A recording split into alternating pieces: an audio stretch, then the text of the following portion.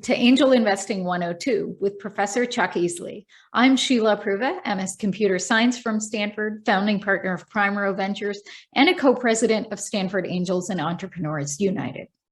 Thanks for joining. Note, today's event is for educational purposes only and should not be construed as investment advice nor endorsement.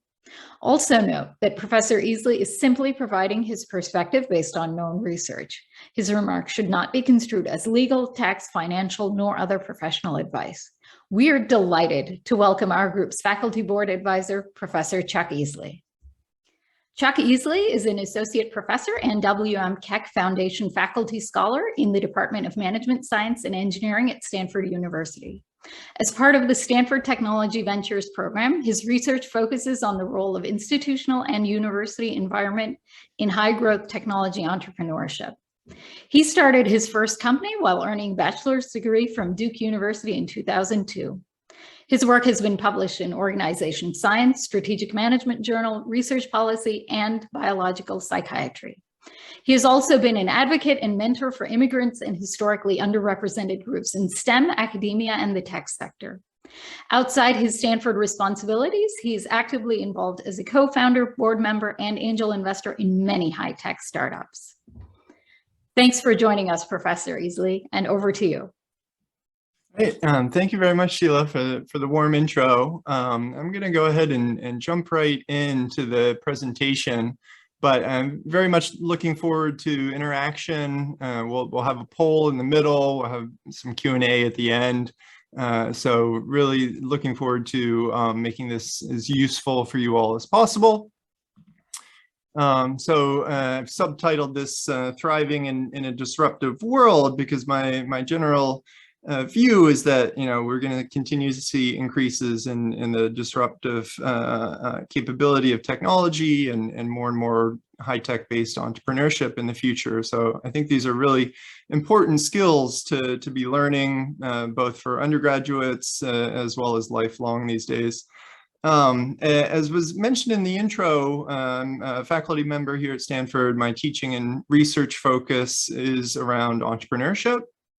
But not specifically around angel investing. So most of my work is on kind of policy environment, the university environment, and entrepreneurship. So kind of basic R&D, as they would say. But I also keep one foot in the real world of entrepreneurship over the years. I've worked for a couple of venture capital firms. Flagship Ventures is well known these days for having spun out Moderna. And I've also been following in the footsteps of my advisor from my PhD days at MIT, Ed Roberts, who's also had a long career both as an academic studying entrepreneurship as well as a long angel investing career. And so highly recommend taking a look at his new book, Celebrating Entrepreneurs. Focuses on MIT, but lots of good lessons for Stanford folks as well. So I do some angel investing and I'm on a few boards as well. So most of this is focused around machine learning, blockchain, and the DevOps area. So I'll talk a little bit from personal experience, but most of what I want to talk about today is based on the research literature and the data that's been generated on angel investing and venture capital. So I'm also a big supporter of this group because I have Midwestern roots myself, having grown up in Ohio. And seeing entrepreneurship as a kind of way to move up in society and not only solve problems and invent new technologies, but also improve the standard of living is always something that's been close to my heart as a result. I guess one of my recent claims to fame is that, and an important disclaimer is that I had in my very first class that I ever taught at Stanford back in 2010, Bobby Murphy, who went on to become CTO and co-founder at Snap, was in that class. He didn't work on Snapchat in the class. This was the year before he and Evan Spiegel teamed up to create Snapchat. But I did, this is sort of my anti-portfolio. I did not invest, and not only that, but I actually convinced a colleague not to invest. So, you know, take that for good insight into future startup performance. But it's often very difficult to predict, which is going to be a theme that I'm going to come back to throughout. Perhaps the student that I'm most proud of, former student that I'm most proud of, however, is she's a Shaheed who went on to become the executive director of the Malala Foundation. And so looking at social entrepreneurship and the impact that these kinds of initiatives can have, I think is really important as well. So I sit here in the School of Engineering and the Management Science and Engineering Department, and am part of STVP, the Stanford Technology Ventures program. And so we serve, you know, the engineering school, but also the rest of the undergraduate population around the university. And, you know, a lot of our emphasis is on, you know, training that next generation and educating those with a deep technical background to be what we call T-shaped people who have a broad, not only a technical depth, but also broad understanding of innovation, entrepreneurship, leadership. So STVP is our entrepreneurship center that we run out of the MS&E department. And just to, you know, give you some flavor of some of the initiatives going on currently around Stanford and around our department. This is our core team.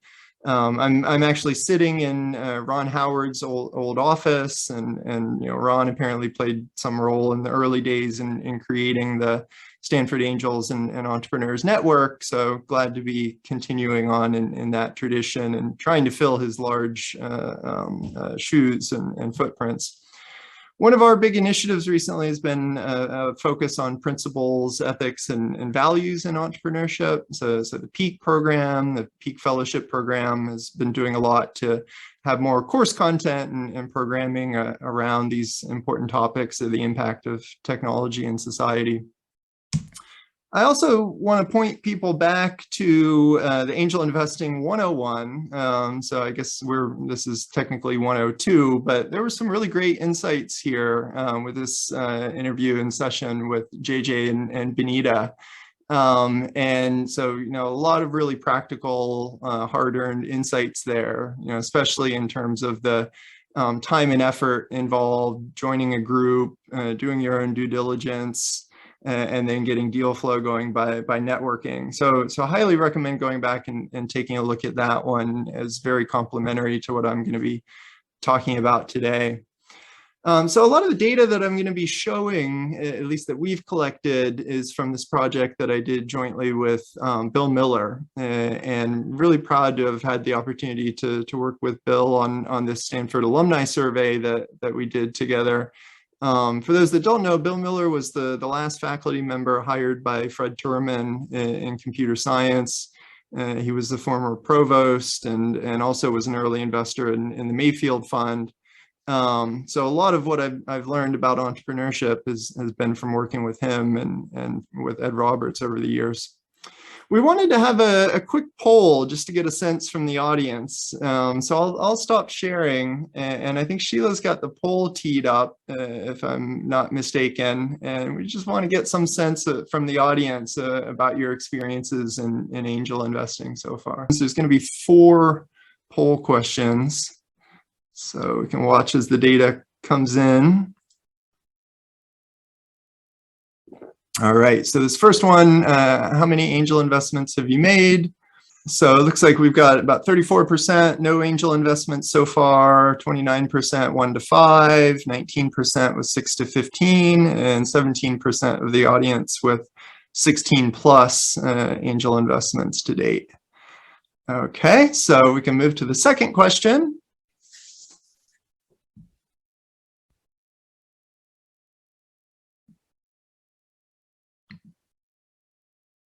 So this one's on the number of exits.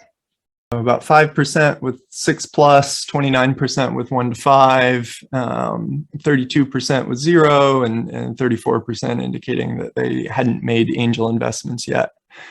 All right, so we've got two more questions. What's the best return you've seen on an angel investment to date? So 27% have a 10x, 6% have a 4 to 9x, 15% have a 1 to 3x, 19% have a 0, and then the other 33% that or so that haven't made angel investments. Okay, so final question. How many hours have you spent on diligence per deal? Rough estimate is perfectly fine here. So this is both interesting to see, to know who's in the audience, and also as an academic, always interested in more data. And you know, I'm going to be presenting a lot of the data that we have as a field about angel investing, but on the whole, it's a pretty understudied area. So there's a real lack of data on this topic, I think, relative to its importance. Got 32% with under 5 hours, 11% 6 to 10 hours, 13% 11 to 19, 5% of you are doing 20 to 39 hours, and 3% are doing 40 plus hours of due diligence per investment. All right, very good, very good. Thank you all. That's super helpful. So let me go back to the slides. And you know, some of these themes around the amount of hours on due diligence and the returns, I'm going to show you some of the broader data that's been gathered by the field. So the data that I've collected related to entrepreneurship and angel investment comes from a number of sources, but one of the big ones that I did was a survey that went out to all Stanford alumni back in 2011. So maybe many of you might have received this survey. It went out to 143,000 Stanford alumni plus 1,900 faculty and research staff. We got back about 27,000 responses, and this included graduates from the 1930s all the way up to 2011 grads across all 7 schools at the university. So we crunched all the data, and we've been working on publishing some academic papers. We've also published some descriptive statistics. So overall, we found 29% of the Stanford alumni at some point in their careers have attempted a startup. This has resulted in about 39,900 companies being created over the years. And the headline economic impact numbers are the Stanford alumni have created through their entrepreneurial ventures almost 5.4 million new jobs total. They've also generated just under $2.7 trillion in the aggregate in worldwide sales and revenues. This is extrapolating up from the survey responses. But as you can kind of see here, there's a highly skewed outcome distribution. So we'll zoom in on these numbers in a moment. But if you one interesting tidbit, if you convert these revenue numbers, sales numbers into GDP equivalents, the Nerd Nation, the Stanford alumni, if we were a country, would represent the 10th largest economy in the world. So sort of a fun statistic. But you can see the highly skewed outcome distribution. So 97% of the firms are remaining extremely small or failing altogether. Just under 3% are growing to some significant size, and then just about 0.3% are growing extremely large. But these firms that do survive and grow, they have a disproportionate economic impact. And so this kind of power law distribution of the highly skewed outcomes is a key feature in driving the return characteristics for angel and VC investing. So this is not Stanford alumni data, but this is data from U.S. tech companies founded between 2003 and 2013, nationally representative data. And you can see the proportion of companies surviving from pre-Series A or the seed round. The percentage of those surviving to raise a Series A round is just over 40%. And then it continues on. The percentage surviving to a Series B round is just over 20%. So, here again in the survival data, we see the same kind of highly skewed outcome distribution with most of the weight towards the left tail. So going back to the Stanford alumni data, I mentioned the percentage having done a startup, but there's lots of ways to participate in the entrepreneurial ecosystem. We found that about 16% of the alumni have been early employees. About 9.3% have made angel investments, usually after some years of industry experience. And just about 1.3% of the alumni have become VCs. So in total, out of all these startup attempts by Stanford alumni, it's only about 10% of the startups that receive angel funding and just about 9% that receive VC funding. So the total angel funding that we saw is about 9.2 billion in the aggregate relative to the VC funding from alumni VCs of about 95 billion. So of course, angel funding is much smaller checks, but a much larger number of them. So most of the angel investing by Stanford alumni is done individually, but in my experience, it's a lot more fun, and you learn a lot more by investing with a group. So we see that out of the Stanford alumni investors, about 8 or 9% are working in VC firms. Another 10% or so are limited partners, investors in VC funds. And then about 18% are investing as part of groups, and the largest portion, 62%, are just investing individually. Sorry, a little typo on that one. Most of this investment is close by campus, so you can see the percentage that's being invested within 20 miles of the campus, and the percentage that's being invested within 60 miles of the campus. But still, this was all obviously before 2011. I think this is probably one of the big changes that we would see if we were to do the survey again post-COVID. My sense is that there's been a lot more geographic distribution in both the entrepreneurship activity and in the angel investing activity. This is a theme that we actually explored a little bit via recent ETL eCorner podcast and interview that I did with Ashley Flukas. So she got started angel investing via AngelList, and so we did a bit of an interview with her about how she got started angel investing and some of the trends that have been going on more recently. This is also something that we've seen some data and some anecdotal evidence about people migrating back to the middle of the country and back to more rural areas since the pandemic. This is something that I've been looking at actually in the Chinese context, where I do some research as well on the beneficial impact of people migrating back to rural hometowns and then bringing knowledge with them about entrepreneurship and innovation to benefit those rural economies. So I think it's a really interesting recent trend that we need to gather some more data on, but can potentially be a force for some more for addressing some of the inequality. Okay, so pushing forward, who's creating more economic impact? Those highly innovative startups or those less innovative companies. So we took some of the survey data and divided it up according to the measures of innovation going on in the companies. So we have the top quartile, the most innovative, highest number of patents, moderate innovation, the next quartile down, and then the bottom 50% that were kind of doing little to no innovation in their startups. And we really see the disproportionate impact in terms of revenues and in terms of employment among those that are more highly innovative. So despite being 25% of the firms, the highest innovation category is producing 48% of the revenues. And similarly, the moderate innovation group, despite being 25% of the firms, they're generating 37% of the total new jobs.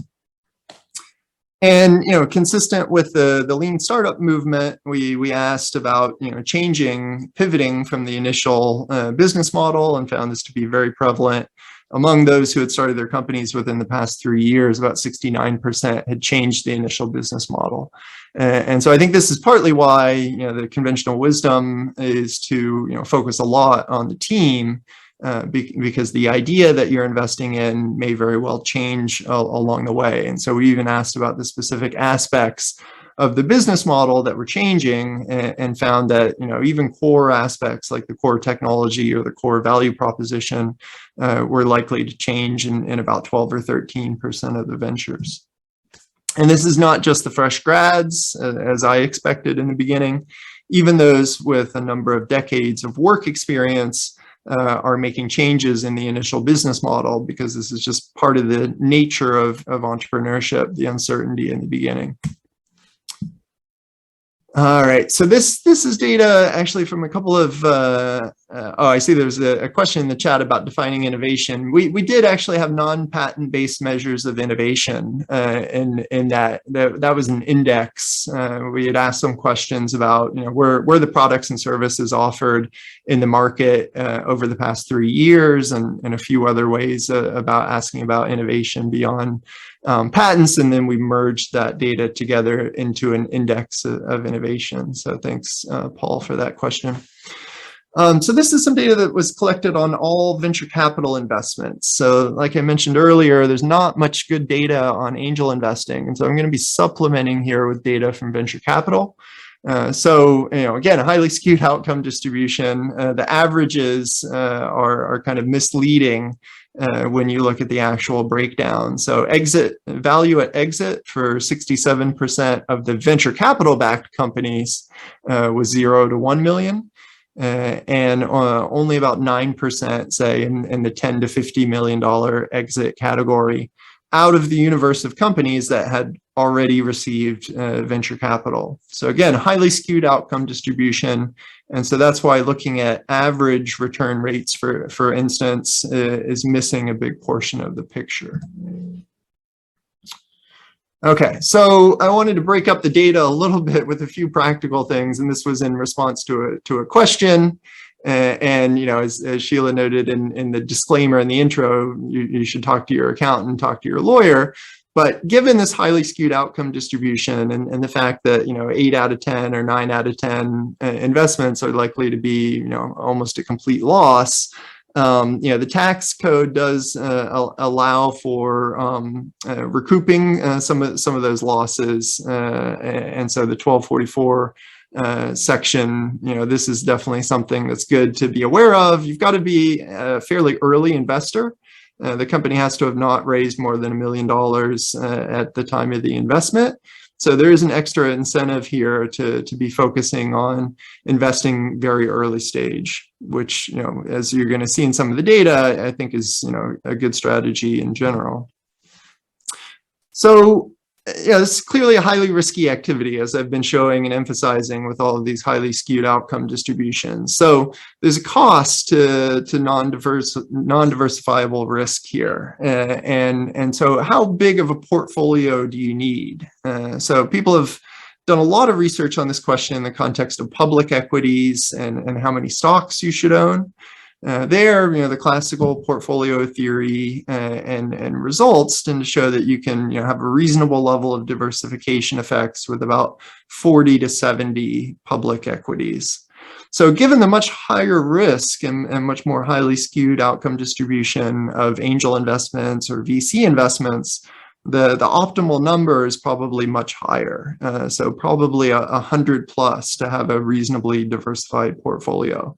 So given that, you know, 2/3 of venture deals fail, to get an actual ending portfolio size that's equal to around 100 companies, you probably need a starting portfolio that's even higher. And so, you know, there's some interesting Monte Carlo simulation work that's been done by a faculty member at INSEAD that shows that, you know, a 500 firm portfolio actually has a higher median return than just a 15 firm portfolio. So, you know, this is the average annual manager return net to IRR to LPs among venture capital firms, and you can see, you know, kind of public equities relative to ex-venture capital, private equity investments, and then global venture capital, you know, even more highly dispersed. So, you know, again, this is going to point us towards wanting to have larger portfolios.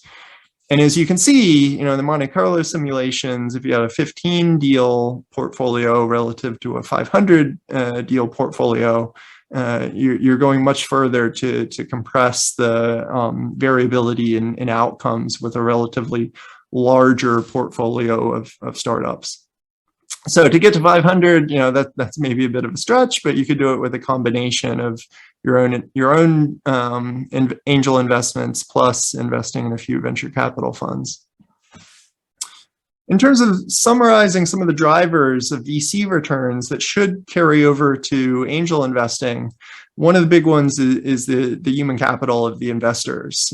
So being more experienced, you know, the sequence number of the fund is basically a signal of how experienced the VC is, tends to lead to better returns. Prior startup experience is something that Rebecca Zarutsky has found. I'll show you those data in a moment. Industry focus, Josh Lerner at Harvard Business School and co-authors have found increased returns to focus in terms of the industry or in terms of the stage.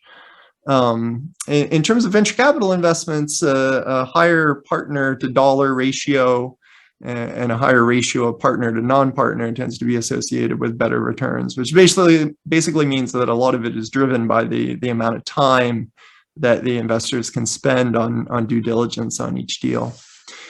Less growth across funds, you know, again, kind of having less funds to manage and putting more thought into each investment. Public markets, so experienced VCs seem to be better at getting deals to the stage of an IPO at a good timing with public markets, and that drives a lot of or at least a significant portion of the return. So, you know, overall, the returns are highly skewed. What have we learned so far? The returns also tend to be highly correlated with the general stock market.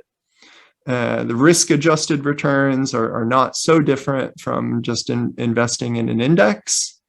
And so overall, it's kind of a cautionary note that, you know, we should go into this with a pretty sober mindset.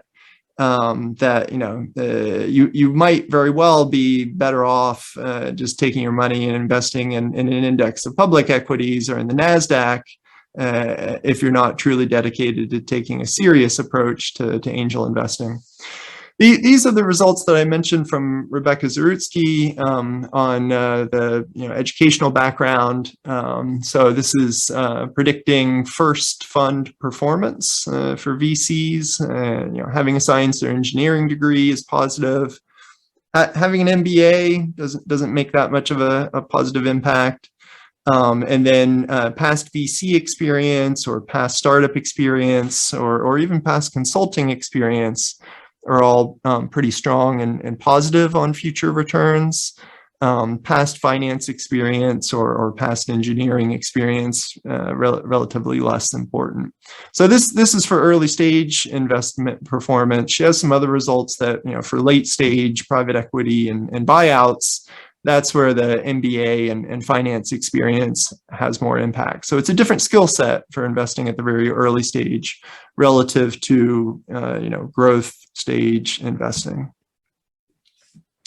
So there's a few other interesting studies that are worth pointing out, and I'll keep going here at a fairly fast pace, unless people tell me when to stop or ask a clarifying question. But what can we learn from studies of angel investors is a pretty good study. This was a few years ago now, but Warren Boker, who's a colleague at University of Washington, gathered some data on angel investment groups and found that overall the average return was about a 2.6x in 3.5 years, or the equivalent of about a 27% internal rate of return. However, as we've been talking about, the average return is not the same as the median return because of the highly skewed outcome distribution. So 52% are, of all the exits return less capital than invested, and only 7% of the exits achieved returns of more than 10 times the money invested. There's a few other graphs here that are worth showing, but let me just point out one thing at the beginning here. These return measures are quite messy. Most angel investors are not super careful about tracking their returns, unfortunately, and the details of when the cash flows happened wind up mattering quite a bit for the actual return calculation. So, we should perhaps take all this a little bit with a grain of salt as a bit of an estimate, given these messy measurement issues with returns. So that said, their study found overall, the overall multiple by angel investors, 39% were getting less than a 1x, 61% were getting more than a 1x return. So how do we reduce the risk? So first big important point, more due diligence leads to better outcomes. So here, these are fairly experienced angel investors working in groups. A lot of them had previous startup experience. They were doing a median of 20 hours of due diligence as a group on each investment. And the multiple for those who were above the median in terms of their due diligence was significantly higher than the returns for those who were doing below the median in their due diligence.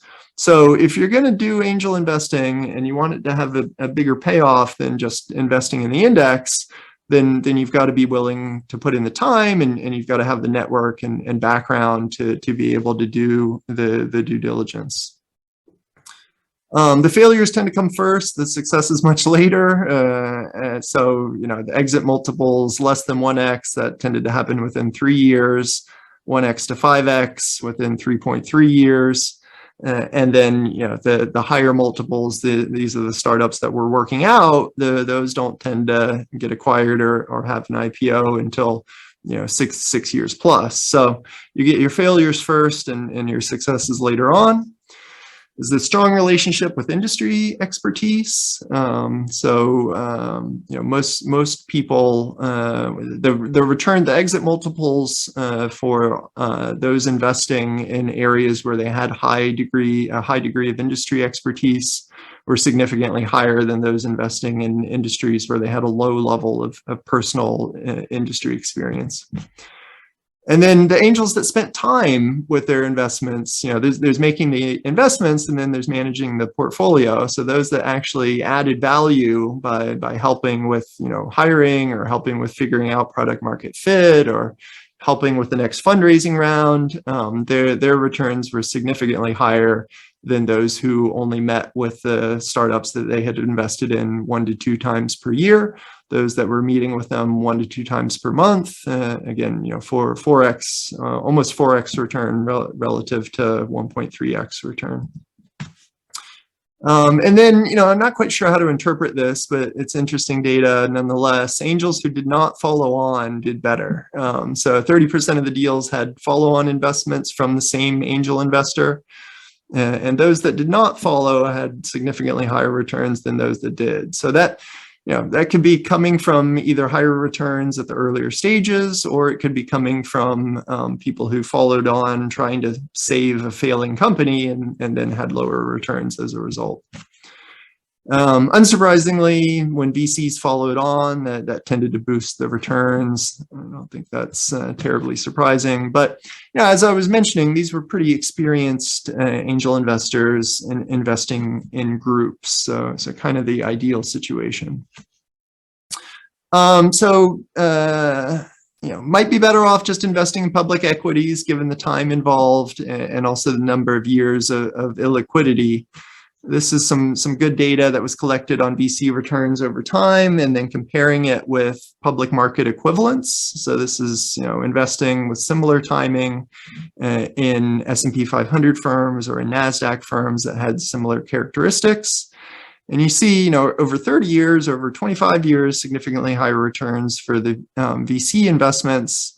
However, if you, take the data since the dot-com boom, the 20-year returns or 15-year returns, are much more similar to what people could get in public markets. But clearly much more diversity there. So if you really know what you're doing, if you're putting the time into due diligence, there are folks that can get much higher returns than investing in public equities. But investing through venture capital, a lot of the spread, 600 basis points or so, is taken up in fees. So that's something to consider as well. You don't have those fees when you're doing direct angel investments, but you've got to take the time to do it. So the other piece of kind of sobering news that I have is that we should expect lower returns given record inflows into startup investing these days. But sadly, it's also difficult to time the market, it turns out. So these are regressions looking at the total capital commitments to venture capital relative to the total stock market, and you see significantly lower returns when there was more money flowing into venture capital. This is the graph since the dot-com boom. Of course, the economy has grown since then in general, but we're back, past the levels of the dot-com boom. So we should rationally have some expectation that returns should be lower going forward from here. However, some colleagues at Duke, David Robinson and Steve Kaplan from University of Chicago have looked, can you time your exposure to private equity or to venture capital?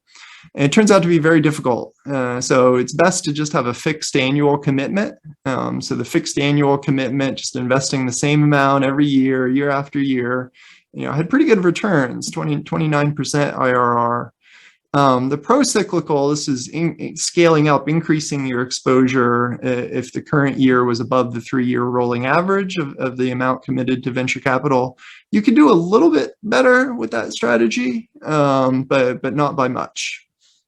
And so part of the problem is that, a lot of the returns, especially historically, came during these boom times. Markets can often get, even crazier before things come back to equilibrium again. Some data on just general, where were startups getting their investment from among the Stanford alumni over time. So you can see it's pretty stable actually over time. These are vintage years for VC funds. So you can see the returns by vintage year of the fund. And so most of the good returns were back, in the years leading up to the dot-com boom. If you look at the average in the 2000s relative to just investing in a public index, you're actually doing worse than the index. A lot of really good returns during the 90s, and then overall you can see the sample average is higher for venture capital, but with the skewed outcome distribution, the median is below the public markets. Some people asked about trends. Oh, let me see this. Someone put something in the chat. Oh, thank you, Sheila. So I'm going to wrap up in the next few minutes, and then we can have some Q&A. Obviously, a lot of money flowing into blockchain, machine learning, crypto these days. Interpret that relative to these findings I was just talking about. That returns going forward from here might potentially be lower. Some people asked about the percentage of your overall portfolio that you should allocate towards angel investing or venture capital. This is some data on institutions, foundations, and those with higher allocations did tend to have higher returns over time. But in general, the range is somewhere between 5% and 15%. So if you're just starting out, 5% of your total portfolio is reasonable. Maybe ramping up over time if you enjoy it and seem to be good at it to 10% or to 15%. But I wouldn't go anywhere above 10 or 15%. I think I'm going to skip over this. We can come back to it in Q&A. Returns across sectors have varied over time. Obviously, a big increase in international. The Chinese venture capital ecosystem and startup community in general has just exploded over the past 5 or 10 years. And then, I think the last important thing to emphasize, but before I wrap up, are some of the diversity issues. I have a number of former students out there raising money, and there's some both anecdotal evidence and data on gender diversity and investing that I think we need to grapple with. So, one paper on this that's analyzed it carefully. We ask men to win and women not to lose.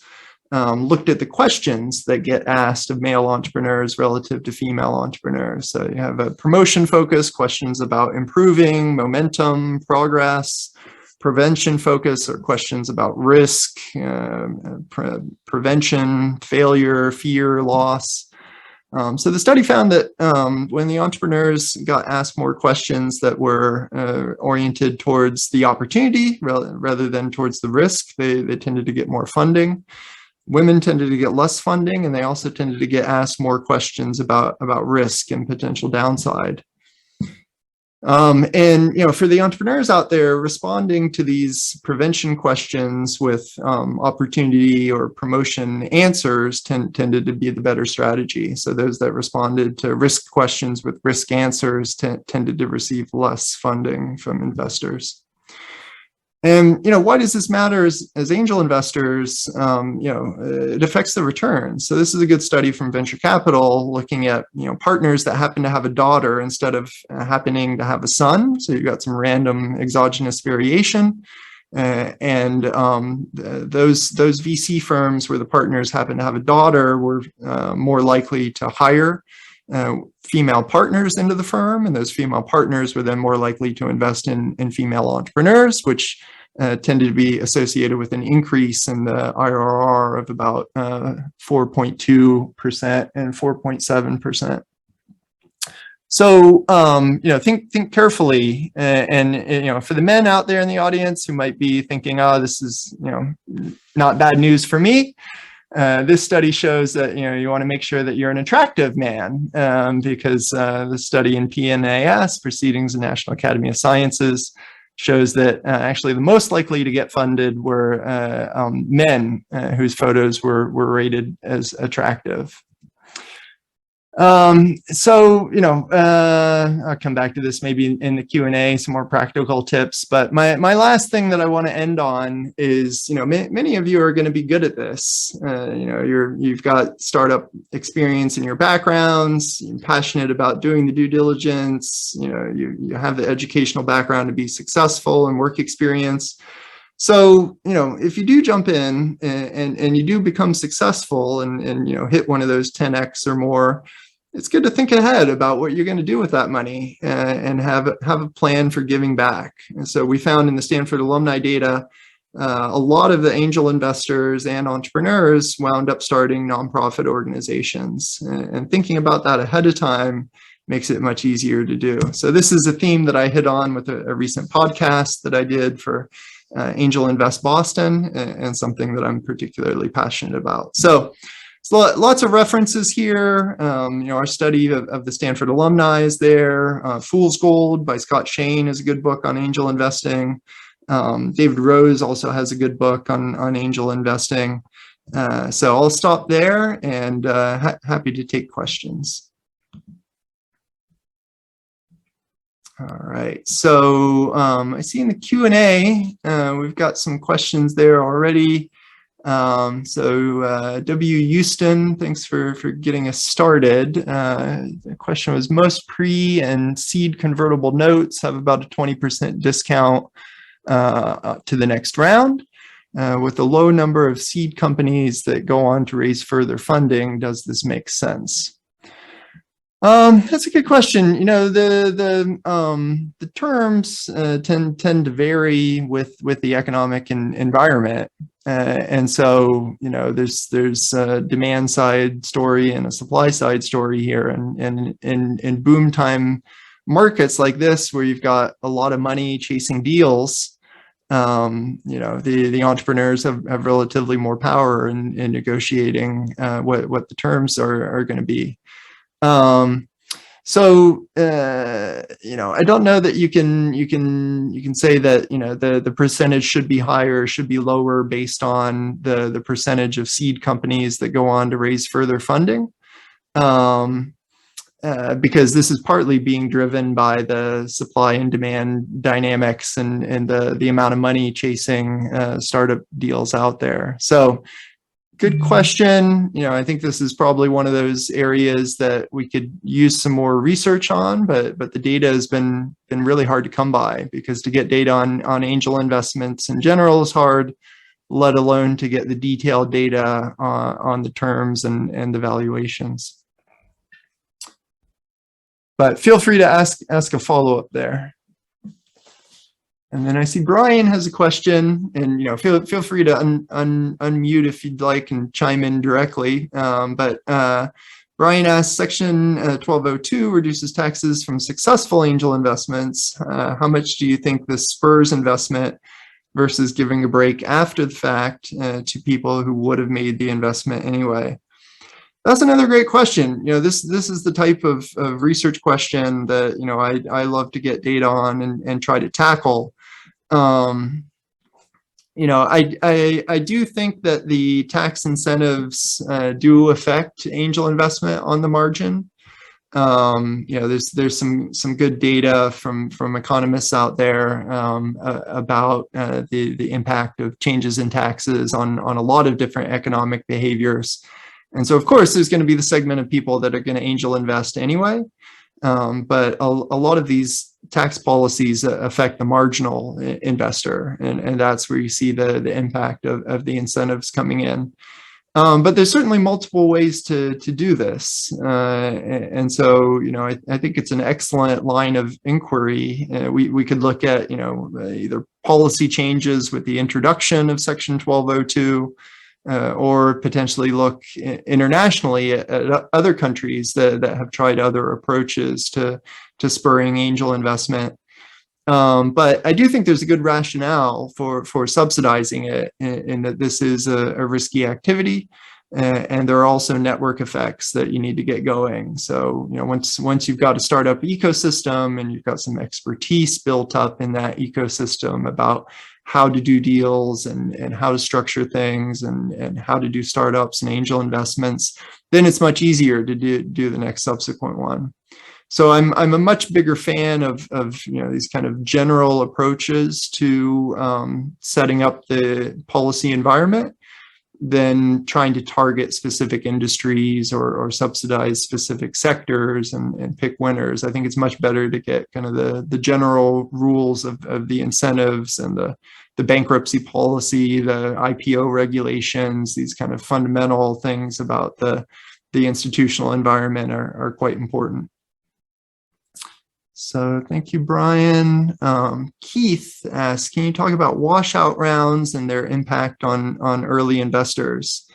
So washout rounds being where there's a down round in the valuation, I'm assuming.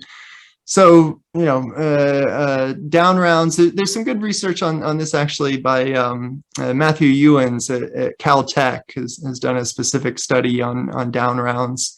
I haven't taken a look at it recently, but this is clearly very painful for early investors, and this is part of what kind of ends the boom time cycle and starts the next downturn. Is as public equity markets start to lose value, then the exits in terms of the IPOs and acquisitions start to decline.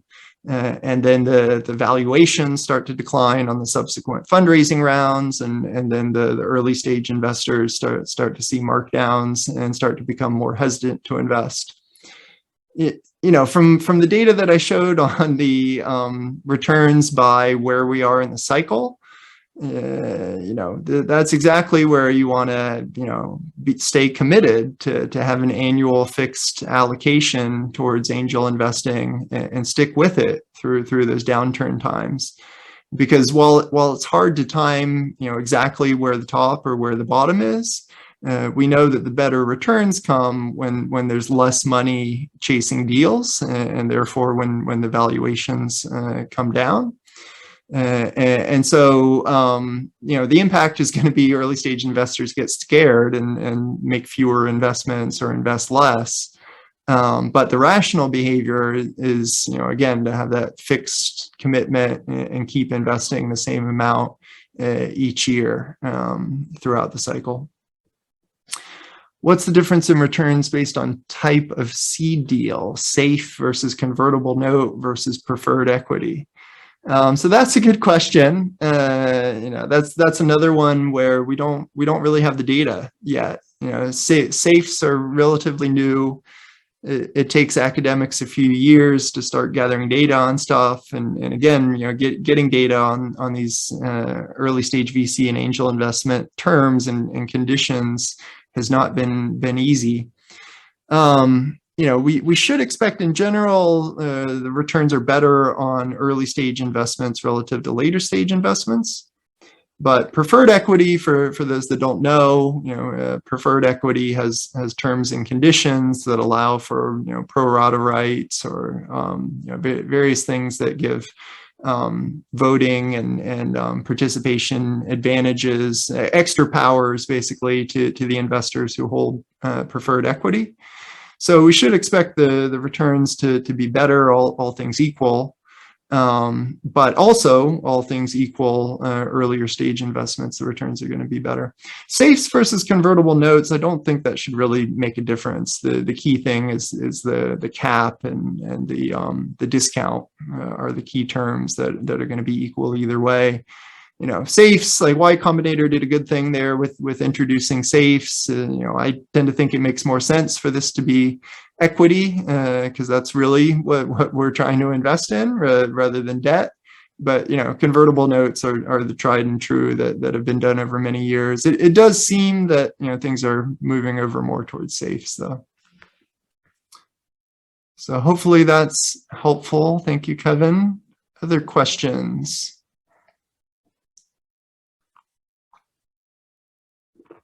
So I see there's a question about first-time VC investors from emerging Latin American markets. Is there something that, and this might have to be, maybe we could take one other question after this one. Is there something that works when speaking to investors that would invest into the VC world for the first time? I see. So we're talking about a situation where you're raising money for a VC fund and talking to first-time VC investors. So I think the main thing is to get them comfortable with the general mechanics and expectations of returns. So for first-time VC investors, well, let me back up a step. First of all, the ideal investors are value-added investors who have experience. So they're the ones that can connect you with folks that have relevant experience in the industry. They're the ones that can provide introductions to other VC investors. So both for entrepreneurs as well as for first-time VC GPs, you should be trying to target relatively more experienced investors. That said, if you find yourself talking to first-time VC investors, then they generally have a lot of questions about why should I invest at the seed or Series A round versus investing in a fund that's focused more on late stage, or is Series B the sweet spot in the middle? Making sure that they understand the timeline, that the money's going to be locked up in a liquid for a period of time, and just getting them comfortable with the general mechanics. I think those are the main challenges. There's some good data out there from the National Venture Capital Association and CA and Cambridge Associates that can help them benchmark the typical returns at various stages. And they tend to be higher, although more risky at the earlier stages. Okay, so we've just got a few more minutes. Let me touch in with Jonathan and see how we're doing on time. Well, I think, well, first of all, thank you so much for such a comprehensive and provocative presentation, Professor Easley. I think we would like to try to hold to our time here. First of all, Jonathan Turk, undergrad in economics, Stanford, MBA from the University of Chicago. I'm a private equity investor. Feeling much better about my MBA and non-engineering background as a private equity investor versus an angel investor. Pitching to Stanford Angels. If you or a startup founder you recommend is fundraising and would be interested in pitching to angel investors across chapters of Stanford Angels and Entrepreneurs, please share a business plan for consideration at our email address for our next curated pitch. Thanks to Sheila for helping to set this up. She and I are both founders of Stanford Angel Entrepreneurs United. Happy holidays to everyone from our team, and we look forward to seeing you in 2022. Thank you very much.